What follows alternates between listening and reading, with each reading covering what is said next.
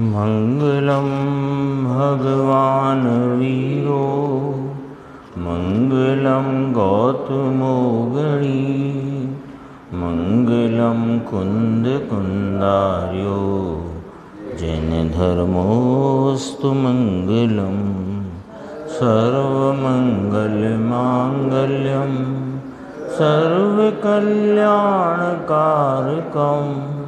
प्रधानम सर्वधर्माणां जैनं जयतु शासनम। नमः समय साराय स्वानुभूत्या चकासते चित्स्वभावाय भावाय सर्वभावांतरचिने। क्रमबद्ध पर्याय नाम का ये जो पूज्य गुरुदेव श्री के विशेष प्रवचनों का संकलन है, उसमें कल अपन ने स्वाध्याय जो चलती थी कि उत्पाद व ध्रुवत्व शक्ति आत्मा की जो है, उसमें गुरुदेव श्री फरमाते हैं कि उसमें से विशेष मंथन के द्वारा इस क्रमबद्ध पर्याय की चर्चा करते हैं। तो अपन ने उसके 2-3 पैराग्राफ देखे थे। इसमें कहा था ना, उत्पाद व ध्रुवत्व शक्ति पर विशेष मंथन से पूज्य गुरुदेव ने प्रवचन में जो विशिष्ट भाव कहे, उसका यहाँ पर भाव दिया गया है। अपन चर्चा प्रारंभ करते हैं। 52 नंबर पेज है, 4 पंक्ति ऊपर की छोड़ कर देखो। अनंत गुण एक साथ अक्रम रहने रूप ध्रुवता और क्रम क्रम से पर्याय होने रूप उत्पाद व्यय, ऐसा उत्पाद व ध्रुव रूप आत्मा का एक गुण है। इसलिए जिसमें ऐसे धर्म वाले आत्मा को दृष्टि में लिया, जिसने ऐसे उत्पाद व ध्रुवत्व स्वरूप आत्मा को दृष्टि में लिया, तो उसे क्रमबद्ध पर्याय भी साथ ही प्रतीति में आ ही गई। कैसे आ गई कि मैं ध्रुवता से रहने वाला और उत्पाद व रूपता से क्रम क्रम से पर्याय होने रूपता का मेरा अपना स्वभाव है, तो मेरी पर्यायों का क्रम रूप परिणमन मेरा स्वयं से होता है।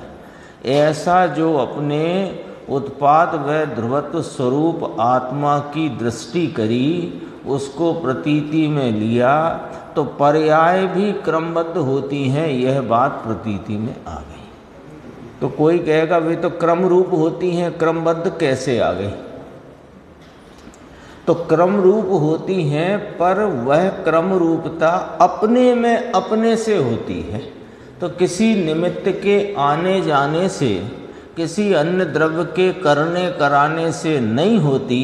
इसमें यह बात स्पष्ट होती है कि अपनी जो क्रम रूप होती हैं, उनमें और कोई फैक्टर ही नहीं, और कोई उसमें कारणपना ही नहीं किसी का। इसमें ऐसा लगता है कि उत्पाद व ध्रुव में ठीक है, बात हम समझ गए कि ध्रुवता से रहा हुआ अनादि अनंत आत्मा उत्पाद व के क्रम में क्रम क्रम से अपने प्रत्येक समय परिणाम से परिणमता है। ठीक है, तो अब वो उसमें क्रमबद्धता कैसे आई? क्रमवर्तीपना आ गया, ये बात ठीक है। क्रमबद्धता कैसे आई कि क्रमवर्तीपना यहाँ निर्णय कराओ, निर्णय करके ही तो द्रव्य स्वभाव की दृष्टि हुई कि ये क्रमवर्तीपने से वर्तती हुई जो पर्याय हैं, उनमें किसी निमित्त के आने का जाने का कोई काम नहीं है। यानी उनके परिणमन में किसी निमित्त की कोई अपेक्षा नहीं है, किसी अन्य के द्वारा वे करी गई या कराई गई नहीं है। जब वे अन्य के द्वारा की नहीं गई, कराई नहीं गई, किसी निमित्त की वहाँ अपेक्षा नहीं, तो वे पर्याय किस प्रकार क्रमवर्ती हैं कि क्रमबद्धता से क्रमवर्ती है। अन्य कोई नहीं है ना, अन्य कोई फैक्टर, अन्य कोई कारणपना, अन्य कोई नहीं है, तो फिर वे क्रमवर्ती तो हो ही रही हैं। तो क्रमवर्ती कैसे हो रही हैं कि अपनी क्रमबद्धता से। तो इसमें जब ऐसे उत्पाद व ध्रुव स्वरूप आत्मा को अपनी दृष्टि में लिया, उसे क्रमबद्ध भी साथ ही प्रतीति में आ ही गई। यहाँ भी ही लगा है, क्रमबद्ध पर्याय भी साथ ही प्रतीति में आ ही गई। क्यों? क्योंकि वैसा स्वभाव आत्मा की शक्ति में समाहित है। हाँ, उत्पाद व ध्रुवत्व शक्ति में ध्रुवता से रही आत्मा में उत्पाद व स्वरूपता से क्रमवर्ती जो पर्याय का परिणमन है वो क्रमबद्धता से है। ये ऐसा इसका स्वभाव इसमें समाहित ही है। अहेतुक है, और अहेतुक है, कोई अन्य निमित्त की अपेक्षा नहीं, अन्य कर्ता की अपेक्षा नहीं। किसी के आने से होता है, किसी के नहीं आने से नहीं होता है, ऐसा कोई सापेक्षपना है ही नहीं। तो क्रमवर्तीपना तो है, पर क्रमवर्तीपने में जब अन्य सारे फैक्टर हटा दिए तो ये क्रमवर्तीपना किस आधार से है? कि क्रमबद्धता के आधार से। ये बात इसमें अपने स्वतः घटित हो गई। आगे देखो, आत्मा को प्रतीति में लेने पर उसके धर्म भी प्रतीति में आ जाते हैं। यदि क्रम से प्रवर्तती पर्याय रूप उत्पाद व न माने तो उसने उत्पाद व ध्रुवत्व शक्ति वाला आत्मा माना ही नहीं।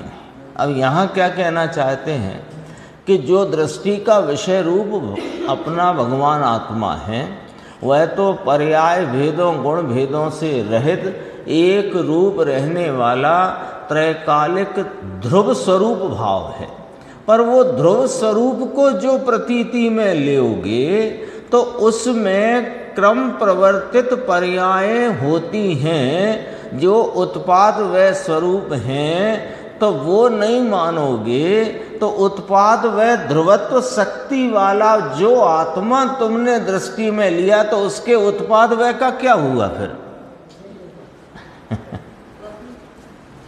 ये सच है कि जो उपयोग सम्यक दर्शन और सम्यक ज्ञान के लिए प्रवर्तित या सम्यक ज्ञान रूप प्रवर्तित उपयोग अपने स्वरूप को दृष्टि के विषय को लक्ष्य करता है तो वो पर्याय भेद गुण भेद को नहीं देखता, लेकिन अपने अखंड अभेद एक रूप स्वरूप आत्मा को देखता हुआ जानता अनुभवता हुआ है। लेकिन वो आत्मा तो उत्पाद व ध्रुवत्व शक्ति वाला है ना।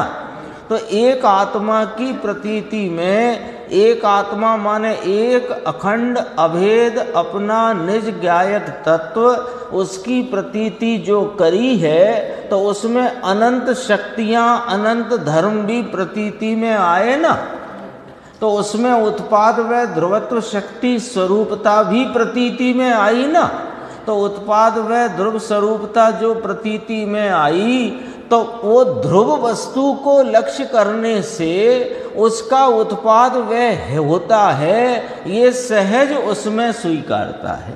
नहीं माने तो फिर तुमने आत्मा ही नहीं माना, ध्रुव को भी स्वीकार नहीं किया। आत्मा पर दृष्टि जाने से कितने गंभीर न्याय हैं। ये 1944, 45, 55, 66 उस जमाने के गुरुदेव के व्याख्यानों में से लिए हुए भाव हैं। देखो कितने गजब के। बल्कि पुराने प्रवचनों में न्याय की मुख्यता सिद्ध वस्तु को या सिद्धांत को सिद्ध करने की मुख्यता में बहुत न्याय की मुख्यता से कथन है। और जो अपन 77, 78, 79 के प्रवचन आदि का अपन जो लाभ लेते हैं उसमें भावना की और अंतरंग में जो उनको रस पड़ता है उसकी मुख्यता है, इसमें न्याय की मुख्यता है।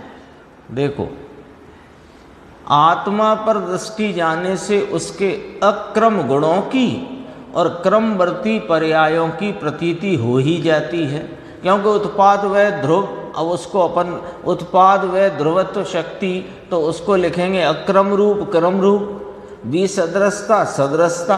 तो एक सदृश स्वभाव को दृष्टि में लिया तो उसमें सदृश रूप से रहे हुए गुण और भी सदृश रूप से होती हुई पर्याय भी शामिल हैं, ये प्रतीति भी आती है। ऐसे द्रव्य की दृष्टि का फल सम्यक दर्शन है। उसमें राग का अकर्तापना भी समाहित है। एक द्रव्य स्वभाव जो उत्पाद व ध्रुव स्वरूप वस्तु है, इसकी उत्पाद व ध्रुवत्व शक्ति है, ऐसे शक्तिवान को लक्ष्य में लिया तो स्वरूप की दृष्टि हुई, उसमें उत्पाद व ध्रुवत्व शक्ति की भी प्रतीति आई, यानी अक्रम रहे हुए गुणों की और क्रमवर्ती पर्यायों की प्रतीति आई, और उस प्रतीति में राग के प्रति का अकर्तापना भी समाहित हो गया। कैसे कि मेरे द्रव्य का ऐसा धर्म है कि क्रम और अक्रम से वर्ते, ऐसा निर्णय करने जाओगे तो दृष्टि द्रव्य पर जाती है, और द्रव्य की दृष्टि से सम्यक दर्शन होता है, और सम्यक दर्शन होते ही आत्मा की वास्तविक प्रतीति होती है, और आत्मा रागादि प्रभावों के अकर्ता रूप परिणमित होता है। क्यों कि जब स्वरूप की प्रतीति करी तो राग उत्पन्न ही नहीं हुआ, और राग मेरा है उससे तो भिन्न पढ़ करके करी है, तो राग का अकर्तापना भी उसमें समाहित हो गया। अभी और शक्तियों से भी चर्चा करेंगे। अभी उत्पाद व ध्रुवत्व से ली है, फिर अकार्य अकारणत्व से भी लेंगे, स्वस्वामी संबंध शक्ति से भी लेंगे, अकर्तत्व शक्ति से भी लेंगे, और एक शक्ति अन्य ग्रंथ की है उससे भी लेंगे, जो 47 के अतिरिक्त। देखो, हाँ, दीपचंद जी ने नहीं, वो कोई ग्रंथ में से ली है उनने। आत्मा की वास्तविक परिणति तब कहलाती है कि उसके अनंत गुण की प्रतीति भी साथ में आए। यदि अपने अनंत गुण स्वरूप अपना जो गुणों का अभेद पिंड है, ऐसा मैं आत्मा हूँ, तो तुम आत्मा हो तो खाली डब्बा हो कि अनंत स्वभाववान हो, तो अपने आत्मा की प्रतीति करे तो अनंत स्वभाव की प्रतीति आती ही है। नहीं आई तो आत्मा की प्रतीति नहीं। कोई पर्याय के भाव विशेष पर तुम देख करके कहते हो मैं आत्मा हूँ, पहचान भी हो गई उसकी। देखो, अकेली पर्याय का या गुण भेद का लक्ष्य छोड़कर जहाँ अखंड द्रव्य का लक्ष्य हुआ, वहाँ द्रव्य के सब गुण अनादि अनंत क्रम अक्रम रूप वर्तते हुए प्रतीति में आए। पर्याय रूप से क्रम से परिणमना और गुण रूप से अक्रम से रहना, ऐसा मेरा स्वभाव है। ऐसी दोनों बात द्रव्य दृष्टि में इकट्ठी समाहित हो गई। ये उत्पाद व ध्रुवत्व शक्ति पे विशेष चिंतन करके ये चर्चा अपने सामने आई। तो वो सब दृष्टि का विषय फिर गुण पर्याय वाला है कि गुण पर्याय वाला होने पर भी वह अखंड अभेद एक भाव, जिसमें गुण भेद पर्याय भेद नहीं, उसको लक्ष्य में लिया तो इसके अनंत गुण और अनंत शक्तियों का जो वहाँ परिणमन है, उसमें उन सब गुणों की प्रतीति हुई, तो अक्रम रूप से वर्तते हुए गुणों की और क्रम रूप से वर्तती पर्यायों की प्रतीति हो गई। ऐसा मेरा स्वभाव है, ये यहाँ दृष्टि। कोई कहे कि एक गायक भगवान अकेला अखंड अभेद है, जो गुण भेद पर, देखो, गुण पर्याय से रहित है ये कहीं नहीं कहा गया। गुण भेदों पर्याय भेदों से रहित अभेद भाव, वो दृष्टि का विषय है। हाँ, गुण भेद हैं, पर्याय भेद है, तो पर्याय भेद पर्याय रूपता से है, गुण भेद अपने अपने गुण रूपता से है, और द्रव्य उन सब का आधारभूत अखंड भाव एक है। तो अखंड को पकड़ने से अक्रम रूप से रहे गुण और क्रम रूप वर्तती पर्यायों की प्रतीति भी साथ में समा जाती है। कहाँ उलझन है? कहते हैं अरे गुरुदेव ने पर्याय उड़ा दी। कहाँ उड़ा दी? पर्याय की तो स्थापना करी। बोलो करी कि नहीं करी? क्रमवर्ती पर्यायों की का मेरा स्वभाव है, ऐसी प्रतीति हुई। ये तो गुरुदेव को बहुत गहराई से जब अपन उन्हें सुने, उन्हें पढ़ें, तब मालूम पड़ता है कि कैसे उनकी वाणी में जिन शासन ऐसे बहता है। वो तो इधर उधर से 4 पन्ने इधर के पढ़े, 2 पैराग्राफ उधर के पढ़े, फिर कहने लग गए ऐसा कहते हैं, ऐसा कहते हैं। अरे क्या कहते हैं, पूरा उसको गंभीरता से देखो तो सही। देखो अब कितनी बात नीचे और गंभीर है कि अहो द्रव्य की दृष्टि में तो गंभीरता है, वह अनंत गुण को अपने में समा देती है। दृष्टि देखो, दृष्टि करी है अभेद तत्व की, उस अभेद तत्व की दृष्टि में इतनी गंभीरता है कि अनंत गुणों को और क्रमवर्ती पर्यायों को स्वीकार कर लेती है। अनुभूति में धर्मी को ऐसा द्रव्य आया कि जिसके अनंत गुण अक्रम से ध्रुव रहते हैं और जिसकी पर्यायें क्रम क्रम से उत्पाद व रूप होती हैं, ऐसा उत्पाद व ध्रुव स्वरूप आत्मद्रव्य दृष्टि में लेना वह सम्यक दर्शन है। पर उत्पाद व द्रव्य के जो अंश रूप भेद हैं, उत्पाद अंश, व्यय अंश, ध्रुव अंश, अंशों को दृष्टि में न लेना। उत्पाद व ध्रुव स्वरूप जो अंशी है, क्योंकि सत्य तो एक है ना, अखंड, वो दृष्टि में लेना। कैसा कि उत्पाद व ध्रुव स्वरूप ऐसे उत्पाद व ध्रुवता रूप आत्मा का एक गुण है। ऐसे गुण सहित आत्मा धर्मी को अनुभूति में आया, वहाँ विकल्प का कर्तृत्व न रहा। क्यों कि जब आत्मा अपनी दृष्टि में आया तो वहाँ विकल्प है नहीं, विकल्प को करूं ये भाव है नहीं, तो विकल्प का कर्तृत्व ना रहा, पर्याय बुद्धि ना रही। द्रव्य दृष्टि में राग से भिन्न निर्मल परिणमन हुआ। वहाँ राग उस काल में होता है, परंतु कर्तृत्व में से बाहर रह गया। उस काल में उसका ज्ञान रह गया, परंतु कर्तृत्व ना रहा। ऐसा द्रव्य दृष्टि का फल है, उसमें अपूर्व धर्म है। पहले हुआ नहीं ऐसा। हाँ, सब किया, यम नियम संयम आप कियो और 9वें ग्रह गया और सब किया, 11 अंग 9 पूर्व का पाठी हुआ, पर ये राग से भिन्न अपना द्रव्य स्वभाव जो दृष्टि में लिया तो राग से भिन्न निर्मल परिणमन हुआ। तो राग भले रह गया है, वह ज्ञान का गेय है, उसका कर्तृत्व ना रहा, पर्याय बुद्धि ना रही। ये कार्य हुआ, यही अपूर्व धर्म है। देखो यह क्रमबद्ध पर्याय का रहस्य ठेठ अंतर स्वभाव में दृष्टि गई। लो ये है फल। क्रमबद्ध पर्याय यानी जगत के सर्व द्रव्यों की, यानी मुझ द्रव्य की भी सर्व पर्यायें क्रमबद्धता से परिणमित होती हैं। ऐसा जानकर उसका फल क्या आता है कि ठेठ अंतर स्वभाव में दृष्टि जाती। पर्यायों में रहकर पर्यायों को देखते हुए कभी क्रमबद्ध पर्याय का निर्णय नहीं होता। पर्याय सब क्रमबद्ध हैं, जो होना हैगा सो होगा, अगला भव जैसा होना है वैसे भाव होते हैं, आदि इत्यादि बहुत चर्चा हो जाए भले, लेकिन वो सबको जानने के बाद उसके उपरांत फल क्या आना चाहिए, और उस फल में क्रमबद्ध पर्याय का वास्तव में विश्वास, प्रतीति और समझना भी वास्तव में तभी है। देखो यह क्रमबद्ध पर्याय का रहस्य ठेठ अंतर स्वभाव में दृष्टि गई, तब क्रमबद्ध पर्याय की प्रतीति सच्ची हुई।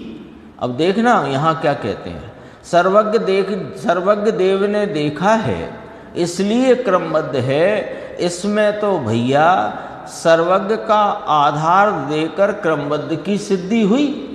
सो यह न्याय तो बहुत बार कहा गया है,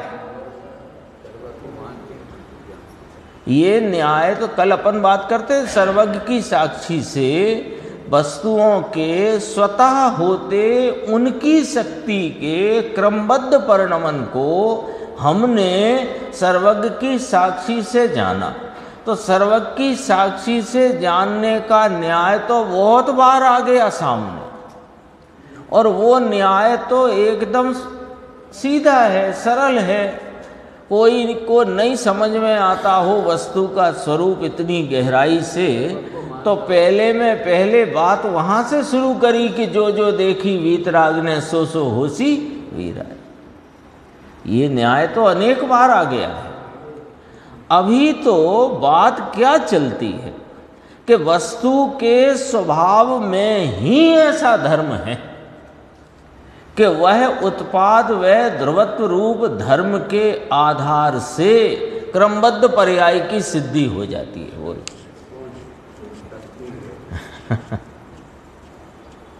ये बात फिर 308 से 311 गाथा की टीका से मिला लो। वहाँ 3 बातें कही गई।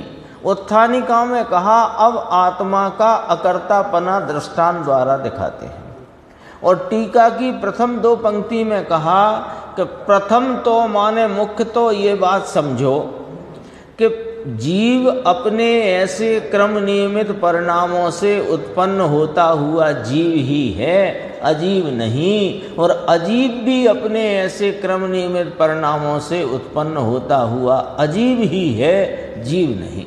अब इसमें से पहला हिस्सा लेते हैं अपन कि अपने ऐसे क्रम नियमित परिणामों से उत्पन्न होता हुआ जीव ही है। तो क्रम नियमित परिणामों से उत्पन्न होता हुआ जीव ही है, आ गया उत्पाद व ध्रुवत्व, आ गया कि नहीं आ गया? सभी द्रव्यों में है उत्पाद व ध्रुवत्व, पर अपने तो अपने जीव की बात चलती है, शक्ति की बात चली है तो अपनी बात चली। तो एक पंक्ति में टीकाकार आचार्य अमृतचंद्र भगवान फरमाते हैं कि जीव अपने ऐसे क्रम नियमित परिणामों से उत्पन्न होता हुआ जीव ही है। तो जीव ही है तो ध्रुवत्व बता दिया, और क्रम नियमित परिणामों से उत्पन्न होता हुआ तो उत्पाद व बता दिया, तो उत्पाद व ध्रुवत्व सिद्ध कर दिया। तो उत्पाद व ध्रुवत्व में क्रमबद्ध पर्याय आ गई, तो क्रमबद्ध पर्याय में अकर्तापन आ गया। कैसे आ गया? जो अपन ने ऊपर पढ़ा कि द्रव्य दृष्टि में राग, क्रमबद्ध पर्याय का स्वीकार कब? कि जब द्रव्य दृष्टि हो तब। तो द्रव्य दृष्टि में राग से भिन्न निर्मल परिणमन हुआ, तो राग का ज्ञाता रह गया, कर्तृत्व ना रहा, तो अकर्ता हो गया।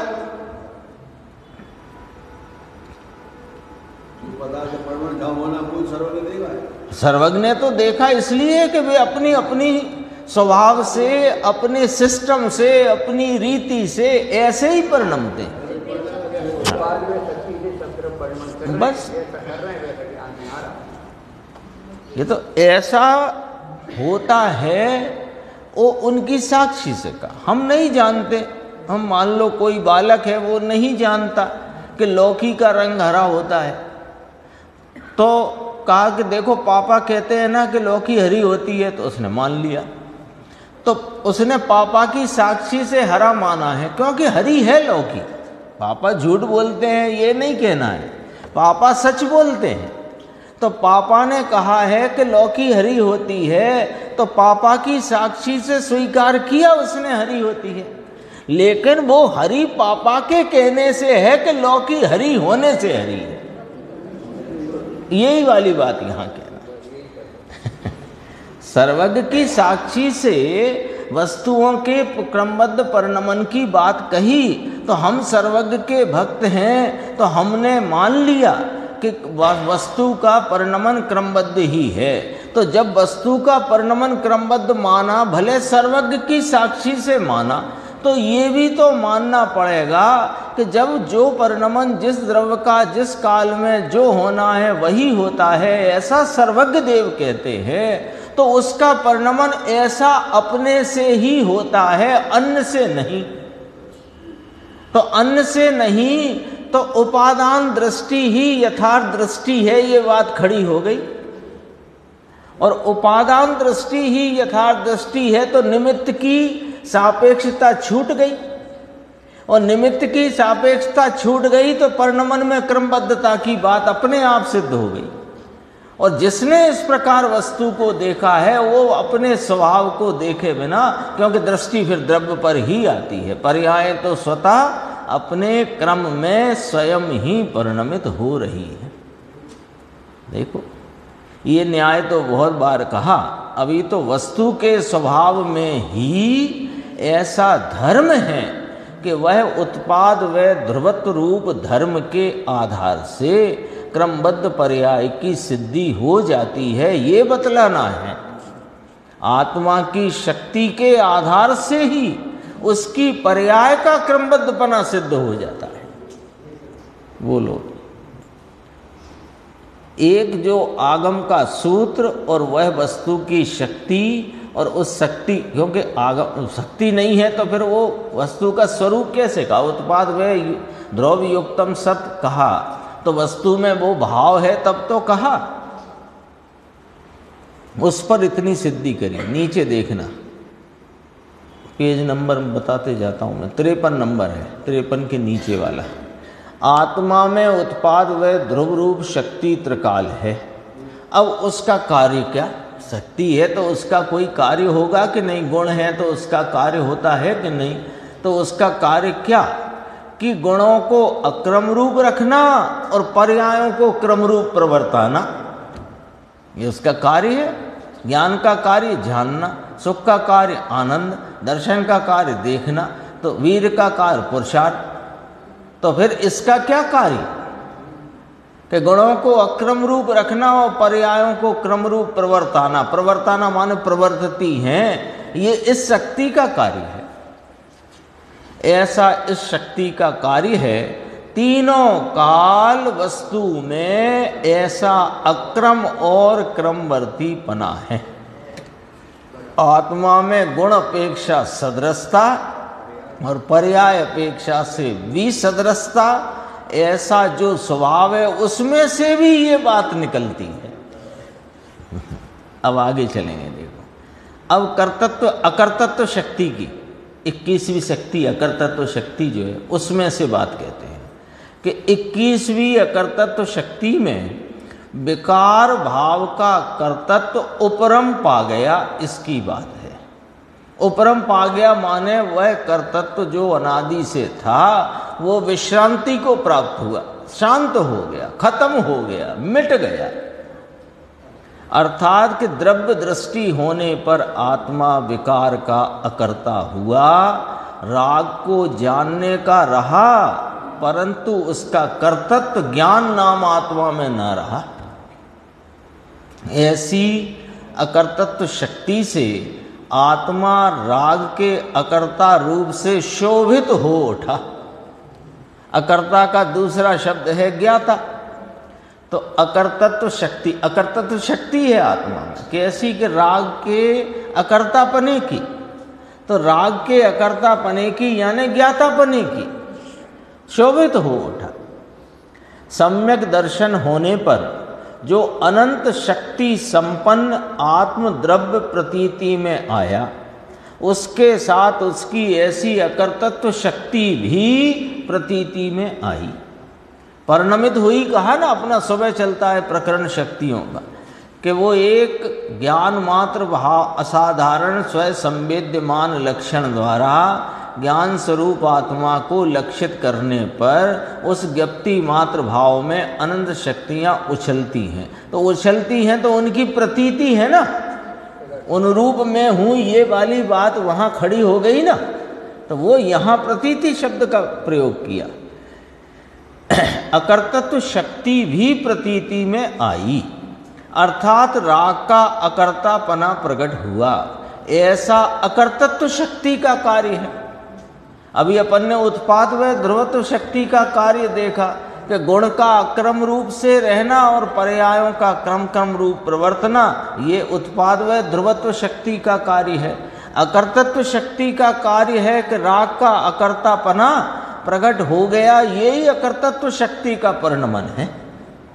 सम्यक दर्शन होने पर समस्त गुण स्वयं कार्य को करते हैं। लो सम्यक हाँ, स्वरूप को अपने ज्ञायक परमात्मा को दृष्टि में लिया, उस एक अभेद तत्व को अपनी दृष्टि का विषय बनाया, तो उसके अनंत भाव परिणति में उछलते हैं। तो किस रूप से? कि अपने स्वीकार्य रूप से।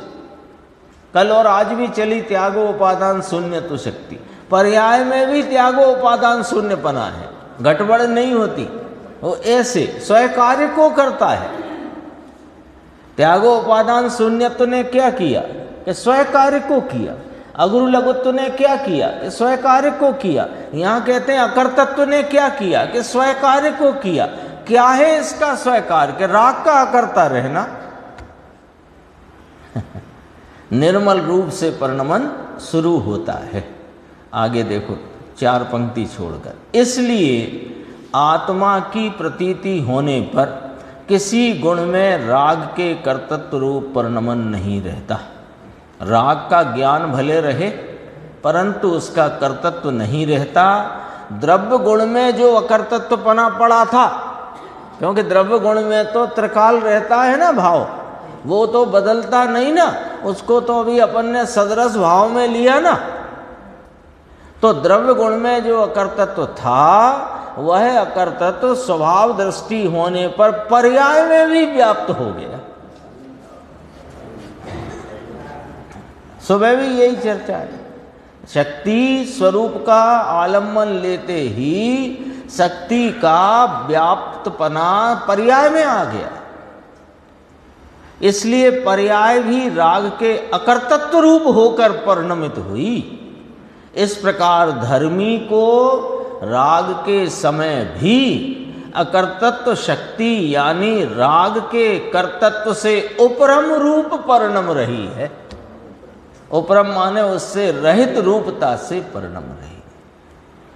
राग के अभाव रूप स्वयं परिणमन है। राग के अभाव रूप स्वयं परिणमन है, क्योंकि इसमें अकर्तृत्व शक्ति है और वो त्रिकाल पड़ी हुई है। अकर्तृत्व शक्ति जो त्रिकाल रही हुई है वो उसका स्वरूप पर दृष्टि होते परिणमन हो गया। तो अकर्तृत्व का परिणमन क्या हो गया? कि राग के उपरम स्वरूप, राग के कर्तृत्व से रहित पने रूप उपरम स्वरूप, राग के कर्तृत्व से शांत रूप माने हो अब उसके शमन रूप, कर्तृत्व के शमन रूप। इसका नाम है ज्ञान आश्रमों से निवृत्त हुआ। ये आती है ना कि आश्रमों से निवृत्ति का क्या विधि है, सो कहिए। तो उसमें 73 गाथा आई है, वो यही की यही बात हो गई। राग से भिन्न जाना, तो राग से भिन्न जाना तो आश्रमों से निवृत्त हो गया। देखो अब लिया स्वयं स्वामित्व शक्ति नीचे, इसमें स्वयं स्वामित्व शक्ति का भी निर्मल कार्य आ गया। कैसे कि द्रव्य दृष्टि होने पर अपनी निर्मल पर्याय के स्वामित्व रूप से ही परिणमा और राग आदि के स्वामित्व रूप से नहीं परिणमा, ऐसा स्वयं स्वामित्व संबंध शक्ति का कार्य प्रकट हुआ। और आगे अब इसमें लिया अकार्य अकारणत्व शक्ति का निर्मल कार्य भी आ गया है ना। ये पेज नंबर आ गया 55। इसमें अकारण अकार्यत्व शक्ति का निर्मल कार्य भी आ गया, यानी अंतर स्वभाव की दृष्टि से जो निर्मल पर्याय प्रकट हुई उसने पूरे आत्मा को अकारण कार्य स्वरूप जाना है। एक अकारण अकार्य शक्ति है आत्मा में अपनी, चल गई ना। कौन से नंबर की थी? 13वें की 14वें नंबर की, 14वें नंबर की शक्ति अकार्य अकारणत्व शक्ति। तो यानी आत्मा रागादि भाव का कारण नहीं और रागादि भाव का कार्य नहीं, यही मूल भाव था ना उसमें। तो अकारण अकार्यत्व नाम की शक्ति सर्व शक्तियों में उसका रूप है कि नहीं? तो सर्व शक्तियों में उसका रूप है, तो आत्मा अकार्य अकारण स्वरूप है कि नहीं? हो गया ना निर्णय हो गया। तो जब अंतर स्वभाव की दृष्टि करी तो जो निर्मल पर्याय प्रकट हुई उस निर्मल पर्याय, भाव शुद्ध ज्ञान पर्याय, सम्यक ज्ञान की पर्याय, स्वरूप संचेतन की पर्याय, आस्वादन की पर्याय, उसने आत्मा को, पूरे आत्मा को अकारण अकार्य स्वरूप जाना है। अर्थात पर्याय में से भी राग का कारणपना छूट गया। यार अब गंभीर है बात, समझना। वस्तु में तो गुरुदेव कहते हैं ना, ऐसी वस्तु आत्मा में कोई शक्ति अथवा के गुण नहीं राग को करे, तो साहब ये राग तो है ना कि वो तो पर्याय में होता हुआ भाव है, तो कर्म कराता है कि नाना अन्य द्रव्य इसके कार्य को करा नहीं सकता। क्यों कि जो कुछ भी कार्य है इस वस्तु की पर्याय में होता है, वो अन्य द्रव्य से नहीं होता। पहले तो उसकी निषेध किया। अब कहते हैं कि जो राग हो रहा है वो आत्मा में कोई स्वभाव में द्रव्य नहीं, ऐसी कोई गुण शक्ति नहीं इसके द्रव्य में जो राग को करे। तो पर्याय में तो राग है कि हाँ पर्याय में राग है, तो वो पर्याय में राग का कारणपना वो भी छूट गया। कैसे कि अकारण अकार्य स्वरूप भाव को अपने निर्मल परिणाम में जाना, राग से भिन्न होकर राग रहित परिणाम में अपने अकारण अकार्य स्वरूप आत्मा को जाना। तो अकारण अकार्य स्वरूप आत्मा में जो शक्ति है वो पर्याय में भी व्याप्त हो गई कि नहीं हो गई। अभी तो सुबह भी यही विषय चल रहा है ना, तो कोई उलझन की बात नहीं है। जो शक्ति है वो पर्याय में व्याप्त हो गई ना, परिणमित हो गई, उछलती है, माने पर्याय में व्याप्त हो गई। वस्तु में तो त्रिकाल पड़ी हुई है। अब जो पर्याय में व्याप्त हो गई, क्या हो गया पर्याय में व्याप्त के? अकार्य कारणपना व्याप्त हो गया। तो अकार्य कारणपना व्याप्त हो गया तो राग का कारणपना पर्याय में भी ना रहा। देखो राग संसार अवस्था में राग है, जीव राग को अपना स्वरूप मानता है, ये इसका अज्ञान है। तो अज्ञान को तो हटा दो, अपन तो बात करो असली क्या है कि राग है कि हाँ है, कहाँ है कि पर्याय में है। कैसे कहते हो कि अन्न से हुआ नहीं और द्रव्य स्वभाव में ऐसा कोई शक्ति और गुण नहीं के हुए, ये यहाँ तक बात तो समझ में आ गई, पर पर्याय में तो है ना साहब। तो कहा कि तू द्रव्य की दृष्टि कर तो पर्याय में भी अकार्य अकारणत्व का भाव प्रकट हो जाएगा, तो पर्याय में भी राग का कारणपना नहीं रहेगा, तो ना रहा। ये सारे क्रमबद्ध पर्याय का संपूर्ण विषय एक द्रव्य स्वभाव की दृष्टि की बात है। इसको इससे दूर रख कर के क्रमबद्ध पर्याय की कितनी ही बात करो, वो क्रमबद्ध पर्याय की बात ही नहीं हो सकती, क्योंकि मूल बात तो ये है। देखो राग को कारण बनाकर निर्मल पर्याय रूप कार्य हुआ है, ऐसा नहीं है। इस प्रकार एक आत्म स्वभाव की प्रतीति और अनुभूति, उस अनुभूति में उसके सर्व गुणों के निर्मल कार्य की प्रतीति इकट्ठी, यानी उसके साथ ही समाहित हो जाती है। अकार्य अकारणत्वपना भी पर्याय में परिणम गया। स्वयं स्वामी संबंध शक्ति में राग से स्वामित्व छूट करके अपने निर्मल परिणाम का स्वामी और वह उसका स्वयं, इस प्रकार परिणमन हो गया। राग से कर्तृत्वपने का परिणमन हो गया। उत्पात व ध्रुवत्व शक्ति में क्रमबद्ध पर्याय का भी विश्वास, प्रतीति और भरोसा हो गया। ऐसे प्रत्येक शक्ति में लगा लो तो यही का यही स्वरूप खिलेगा। अब कहते हैं, अब इन शक्तियों के अतिरिक्त अनुभव प्रकाश, पद्मनंदी 25, राजवार्तिक इत्यादि में से ली हुई, अब इसमें 37 लिखा है पर 2-3 ही हैं इसमें, तो लिखा तो ये 37 शक्तियों का वर्णन करते हैं, पर 2-3 की बात आई, 2 की आई, बल्कि एक अकार्य अकारणत्व की बात। हाँ, अब इसमें अपने सामने ये 36वां अंक डला है इसमें अंक में। और अनादि संतति बंधन बंधत्व शक्ति। अब देखो इसका अर्थ नाम पढ़ने से ऐसा लगे कि हाँ, नाम पढ़ने से लगे अनादि से जीव कर्मों से बंधने और बंधत्व। अरे ये बात ही नहीं है इसमें, फिर शक्ति नहीं कहते उसे। पॉइंट ये पकड़ना अपने को। फिर यदि ये वाली बात बताते तो उसे शक्ति ना कहते। हाँ, बंधी हुई, क्रमबद्ध। देखो, अनादि संतति बंधन बंधत्व शक्ति, एक के बाद एक क्रम सर बहे, ऐसी शक्ति आत्मा में त्रिकाल है।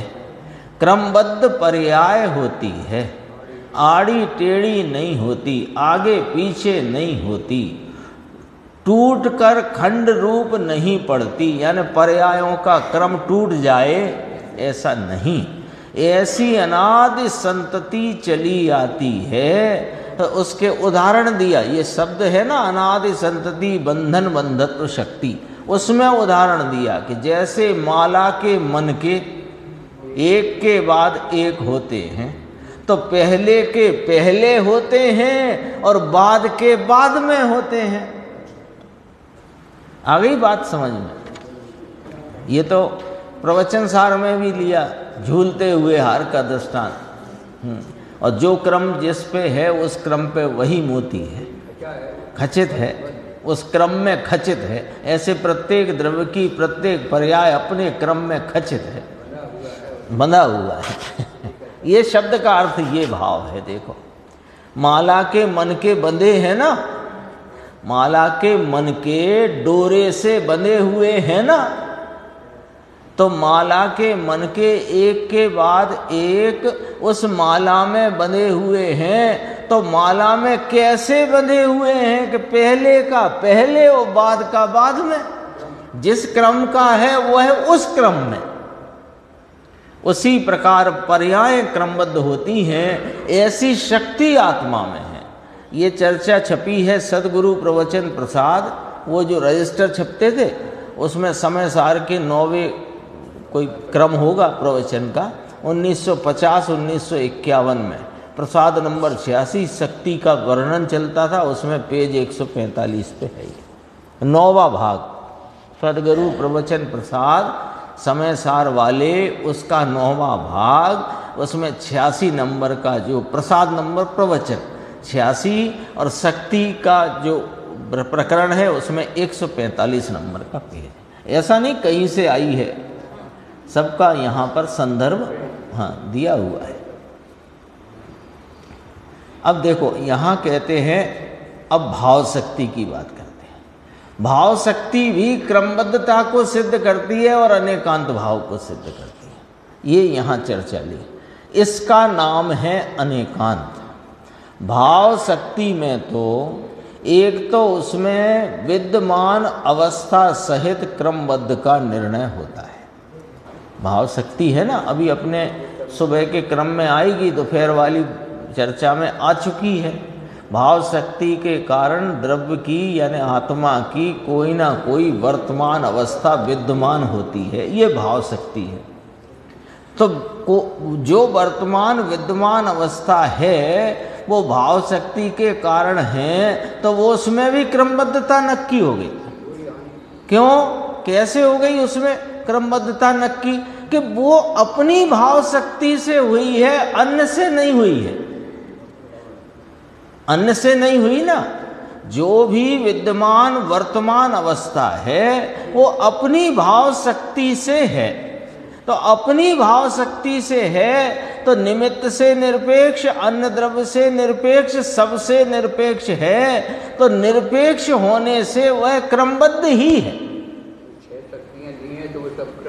हाँ, वो उसमें सब में क्रमबद्ध नक्की होता है। भाव शक्ति, अभाव शक्ति, भाव भाव शक्ति, अभाव भाव शक्ति, भाव भाव शक्ति, ऐसे करके 6 शक्तियाँ हैं।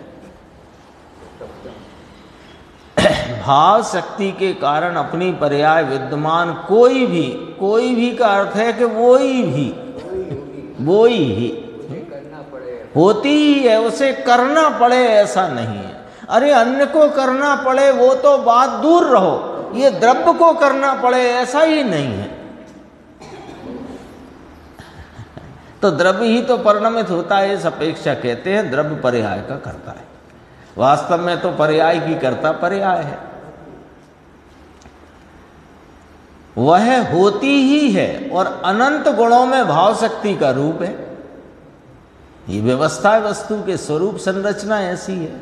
इस कारण से अनंत गुण की वर्तमान पर्याय विद्यमानता सहित ही है। तो जानने रूपता का भाव, सुख का भाव, आनंद का, वीर का जो भाव है वो भाव शक्ति के कारण से है। उधर द्रव्य में परिणाम हुआ, माने ये में उधर ज्ञान में भी परिणाम। हाँ, तो वो सब गुणों में उसका रूप है भाव शक्ति का। ऐसी विकार रहित निर्मल पर्याय सहित होना, उसे यहाँ भाव शक्ति की विद्यमान अवस्था कही जाती है। उसमें राग का अभाव है, व्यवहार रत्नत्रय के विकल्प का अभाव है, ये अनेकांत है। विद्यमान अवस्था का सद्भाव और राग आदि के भाव का अभाव, ये अनेकांत है। क्योंकि निर्मल परिणमन लिया है ना शक्ति में, ये तो अभी अपने आने वाला है, भाग 12 चल रहा है अपना, उसमें ही ये वाला प्रकरण आएगा जो अपने प्रवचन सुन रहे हैं ना, उसी में समय सार सिद्धि गुजराती भाग 12 प्रश्न 349। अभी अपना 180-90 के आसपास चल रहा है, शायद आएगा जब उसका क्रम आएगा। देखो, भाव शक्ति के कारण ये अनेकांत है, उससे होता है, यानी राग से होता है ऐसा नहीं, उसके कारण से, यानी कि भाव शक्ति के कारण से अवस्था निर्मल होती है। राग से अवस्था निर्मल होती है ऐसा नहीं है। सच बताएं तो बस ये वाला जो निर्णय है ना, ये एक पंक्ति में जितनी बात गुरुदेव श्री फरमाते हैं, आचार्य भगवंतों का हृदय यहाँ पर खोल कर दिखाते हैं, ये एक बात अपन यदि स्वीकार करें तो सच्चाई ये है कि अपने स्वरूप की प्राप्ति में फिर विलंब ही नहीं हो सकता। इतना स्वीकार कि भाव शक्ति के कारण अवस्था निर्मल होती है, राग से अवस्था निर्मल होती है ऐसा नहीं है। इतना ही निर्णय करना है बस। इसमें क्या आ गया कि जो राग की तरफ अपनी देखने की, देखो राग को देखने की जो बुद्धि चलती है ना, या उसमें लाभ रूपता की बुद्धि है, वो राग की लाभ बुद्धि के कारण निमित्त में लाभ बुद्धि खड़ी हो जाती है, क्योंकि राग निमित्त के लक्ष्य में खड़ा होता है। पराश्रय रह गया ना, तो ये पराश्रय छूटे कैसे? अपन तो पॉइंट पे आते हैं। पराश्रय छूटे कैसे कि तुम जो है राग के किसी ना किसी भाव को किसी ना किसी रूप में कुछ ना कुछ लाभ रूप मानते हो, इसलिए पराश्रयपना नहीं छूटता। और पराश्रयपना छूटे बिना स्वयाश्रय होता नहीं। और एक बार ये बात का निर्णय दृढ़ता से करो, शूरवीरता से करो, तो पराश्रय छूट करके स्वयाश्रय होने में विलंब नहीं हो सकता। 100% आपको अपने अनंत गुणात्मक अनंत शक्ति संपन्न आत्मा की परिणति का संचेतन होएगा नियम से। गजब की बात है ना, एकदम जोरदारी की बात है। वह राग से नहीं होती, निर्मल अवस्था यानी पराश्रय से नहीं होती, स्वयाश्रय से ही होती है। इसका नाम अनेकांत है। समझ में आया? ऐसी बातें हैं।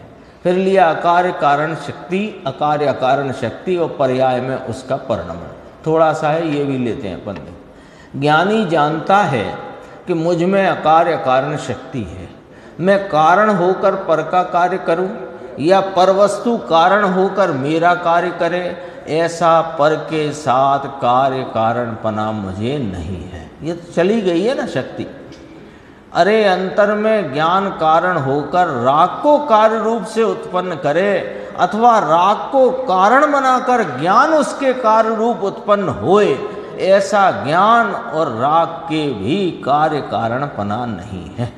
ऐसी अकार्य कारण शक्ति आत्मा में है। यही चर्चा अभी हाल अपन ने ऊपर पढ़ी। भाव शक्ति के कारण अवस्था निर्मल होती है, राग से अवस्था निर्मल नहीं होती। तो राग मेरा कार्य कारण होकर मेरा कार्य करे, या मैं राग का कारण होकर या पर का कारण होकर पर का कार्य करूं, ऐसी मेरे में स्वभाव ही नहीं। इसकी घोषणा अकार्य कारण शक्ति करती है। तो प्रश्न आ गया, साहेब अकार्य कारणपना तो द्रव्य में ही है ना, कि द्रव्य में अकार्य कारण शक्ति है, ऐसा किसने माना? कि पर्याय ने माना ना। कौन ने माना? तो जिस पर्याय में द्रव्य सन्मुख होकर अकार्य कारणत्व शक्ति को माना, वह पर्याय द्रव्य के साथ अभेद होकर स्वयं भी अकार्य कारण स्वरूप हो गई है, क्योंकि उसका स्वयं कार्य वहां हो गया है। अद्भुत, एक एक न्याय इतना गजब का है, पर अपने अन्याय के आगे ये सारे न्याय फैल हो रहे हैं। अपन कौन सा अन्याय कर रहे हैं? राग में हित बुद्धि का अन्याय।